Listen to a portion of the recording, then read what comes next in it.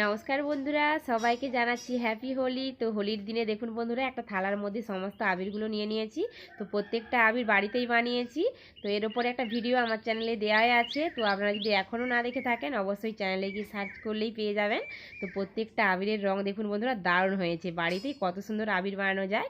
তো প্রথমে আমি আবিরটা ভগবানের পায়ে দিয়ে তারপরে আমরা আবির খেলবো, রং মাখবো। তো বছরে একটা দিন আমরা অপেক্ষায় থাকি রং মাখার জন্য, আবির খেলার জন্য।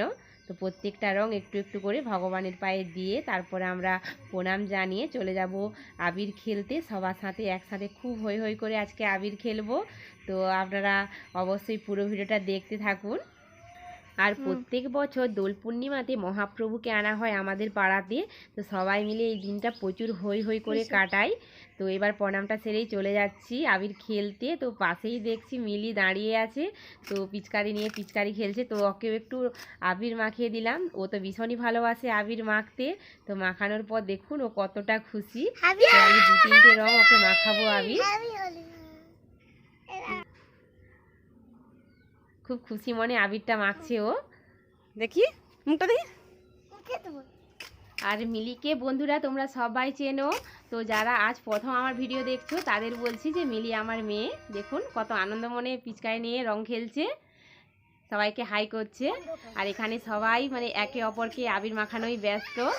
একে অপরকে খুব খুশি মনে আবির মাখাচ্ছে। আর পাশেই দেখছি বাবা দাঁড়িয়ে আছে, সেজন্য একটু আবির বাবার পায়েও দিয়ে দিচ্ছি। তো বাবা বলতে এখানে আমার শ্বশুর মশাইয়ের কথা বলছি। আর একটু আবির নিয়ে বাবার কপালেও দিয়ে দিচ্ছি। বাবাকে আবিরটা দিয়েই প্রণামটা সেরেই চলে গেছি পাশের বাড়িতে। হাই দেখুন বন্ধুরা, দাদুর সাথে একটু ইয়ার্কি করছি। তো দাদুর পায়ে একটু আবির দিয়ে প্রণামটা সেরে নেব। আর দাদুর সাথে আমি প্রচুর ইয়ার্কি করি, যখনই ফাঁক পাই গেলেই গালটা একটু টিপে দিই। তো আজও ফাঁক পেয়েছি, তাই আবিরও দিচ্ছি আর সাথে সাথে দাদুর গালটাও একটু টিপে নিচ্ছি। তারপর দাদুকে প্রণামটা সেরেই সবাই মিলে একসাথে আবির খেলবো। আর এই দেখুন বন্ধুরা, মিলি ফাঁকে যে আবির নিচ্ছে আর মাখাচ্ছে। দেখুন সবাইকে কেমন আবির মাখাচ্ছে দেখুন।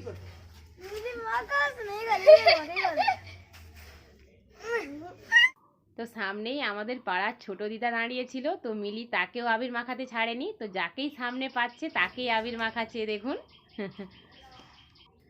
আর যেহেতু আমি নিজে ক্যামেরা করছি সেজন্য আমি নিজেকে দেখাতে পারছি না। তো আপনাদের একবার ক্যামেরাটা ঘুরিয়ে দেখাই।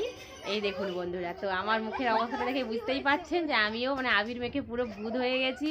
তো সবাই একসাথে আবির খেলার মজাটাই আলাদা। তো এই যে পাশের বাড়ির বোন, তো তাকেও আবির মাখাতে কেউ ছাড়েনি।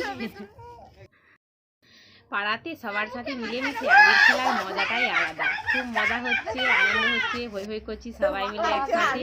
তো দেখুন বন্ধুরা, তো আমরা প্রায় 2-3 ঘন্টা মতো সময় ধরে আবিরটা খেলছি। আর বাবাও গিয়েছিল গরুর জন্য লতা পাতা আনতে। তো সবাই মিলে ধরে বাবাকে আবারও আবির মাখিয়ে দিচ্ছে।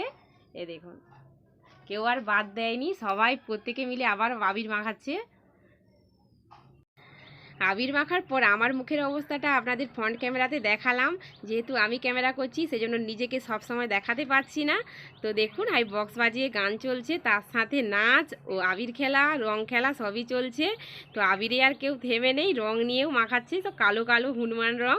এ দেখুন, এই যে এসে আমাকেও দিল রং মাখিয়ে। তো পাশের বাড়ির মামির হাতে ফোনটা ধরিয়ে দিয়ে আমিও চলে গেছি সবার সাথে হৈ হৈ করে রং খেলতে। এ দেখুন বন্ধুরা, তো পাশেই বক্স বাজছে আর সবাই বক্সের তালে তালে নাচছে। তো দেখে তো ভীষণই ভালো লাগছে, প্রত্যেককেই রং মেখে দারুণ সুন্দর লাগছে। পাড়াতে যেহেতু মহাপ্রভু এসেছে সেজন্য রান্নাবান্নার ঝামেলা নেই। তো সবাই আনন্দ করে মন খুলে সব রং খেলছি। তারপরে স্নান করে সোজা প্রসাদ খেতে চলে যাব। তো প্রসাদ খাওয়া বললে ভুল হবে, বলতে হবে প্রসাদ পাবো। তো আগে নেচে নিই। সবার ভিড়ে আমাকে বন্ধুরা চিনতে পারছে কিনা জানি না। তো একটু কাছ থেকে দেখায়, এত সুন্দর লাগছে মুখটা দেখতে, না দেখালে হয়। তো তার সাথে নাচটাও চলছে। তো সবাই মিলে একসাথে বক্স বাজিয়ে নেচে নেচে একটু খেলবো। খেলার পরে এবার স্নান করে চলে যাব মহাপ্রভুর কাছে। এই যে আমাদের মহাপ্রভু।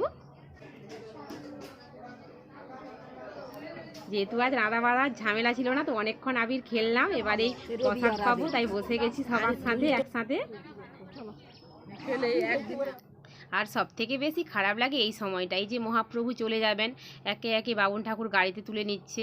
তো এই সময়টা খুবই খারাপ লাগে। মহাপ্রভু আসার সময় যতটা আনন্দ পাই, চলে যাওয়ার সময় ভীষণই খারাপ লাগে। তো মহাপ্রভু প্রত্যেক দোল পূর্ণিমাতে আমাদের পাড়াতে আসে, আর সবাই মিলে আমরা একসাথে হই হই করে এই দোল উৎসবটা পালন করি। ভীষণই মানে মজা লাগে পাড়ার সবার সাথে এই দোল উৎসবটা পালন করতে। তো এইবারে মহাপ্রভু চলে যাবেন, মনের ভেতর থেকে একটা খারাপ লাগছে। তো কি বলবো বন্ধুরা, এখন থেকেই অপেক্ষায় থাকছি আবার পরের বছর দোল পূর্ণিমার জন্য, কারণ আবার পরের বছর মহাপ্রভু আসবে, আমরা আবার আনন্দ করব, হই হই করব, এই ভেবেই মনকে সান্ত্বনা দিচ্ছি। তো আর বেশি বাড়াবো না। আজকে আমাদের এই দোল উৎসবের ভিডিওটা আপনাদের কেমন লেগেছে অবশ্যই কমেন্ট করে জানিও। সবাই সুস্থ থেকো, সাবধানে থেকো, বাই।